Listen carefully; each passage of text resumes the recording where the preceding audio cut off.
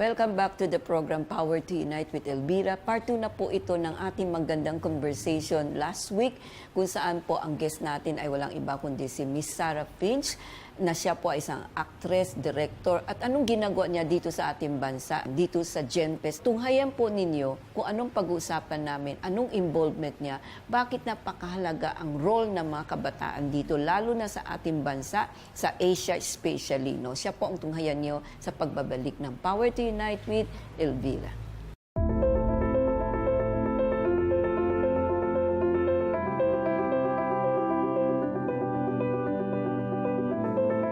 Miss Sarah, thank you again so much, for agreeing to do another episode because I think we will learn a lot from listening to you. Your life is beautiful, full of adventures, as you said, full of journey, and that it's also full of surprises, right? Mm-hmm. Why, you become involved with Focolare? What is your relationship with Focolare? Well, actually, my mother saw a program about the Focolare and about this place I mentioned in the last episode, Lopiano, in north of Italy, where the law of the city is the law of the gospel. And it was my mother who, and of course anything one's mother wants isn't very interesting to a teenager usually. However, I did go along to a gathering and I was really, really taken, and what I felt was a fullness of joy, of life, of colour. I love the arts.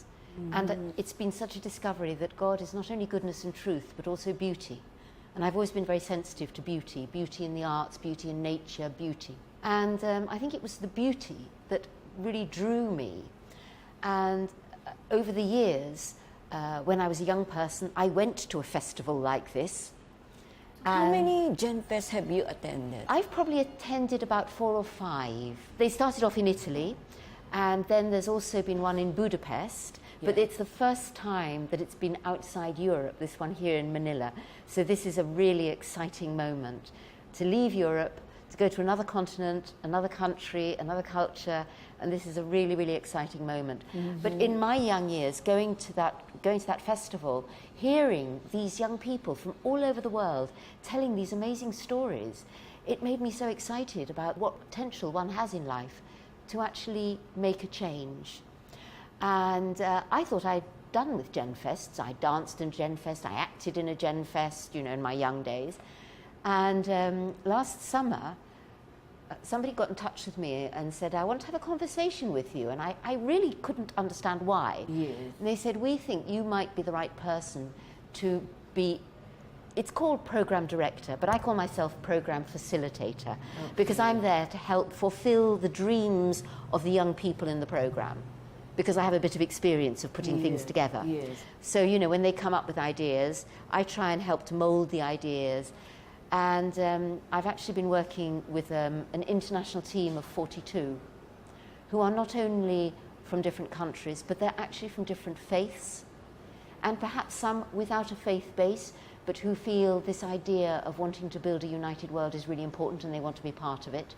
So there's been the most enormously long and thorough collaboration beyond our cultures. And in fact, the title of the Genfest is Beyond All Borders. Mm-hmm. And I have to say, it's a challenge for me to go beyond my borders. I had to get on a plane and travel a very long way. And then you discover that those borders are slightly imaginary, because I found myself so at one with the young people here.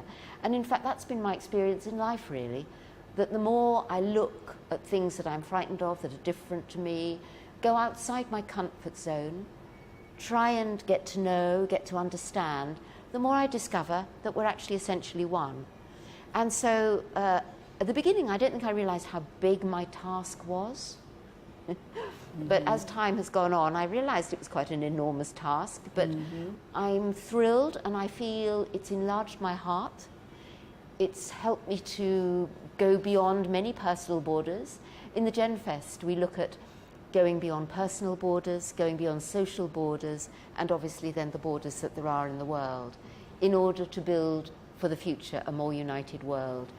And it's been so exciting to hear the stories of the young people, be it a young man from Iraq who in a moment of his life lost everything he had, became a refugee, and how his attitude during this terribly difficult journey, when he left his country and actually ended up in France, but how he felt that what he wanted to do was make the person next to him smile, give hope to the person next to him, and how that changed his life and hopefully lives of people around him.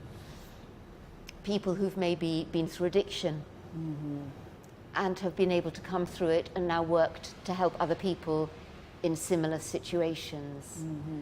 We tell stories of young people who sadly died when young. In fact, there was a young Filipino boy, Noel de Jesus, who was part of the band, who was working for the Genfest, suffered sleep apnea, and one morning didn't wake up. And you know, it made such an impact on us that you never know how long you've got in life. And so there's a real call, give life your all while you've got it. And so working on these stories has also enforced in me the importance of living the present moment as well as you can, giving it your all. Itutuloy po namin ang aming magandang pag-uusapan sa pagbabalik po ng Power Tea Night with Elvira. I think it was a very big feast for a lot of people, but I think that inside we are something very strong because Jesus always is able to amplify every emotion.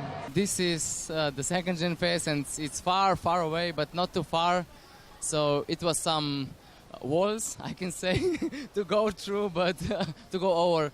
But I like to be on Genfest because I see that a lot of cultures can be one family. Genfest bring the young people around the world to join together to have, to share their experience of spirituality, especially to energize, one another in order to work, towards the world and peace.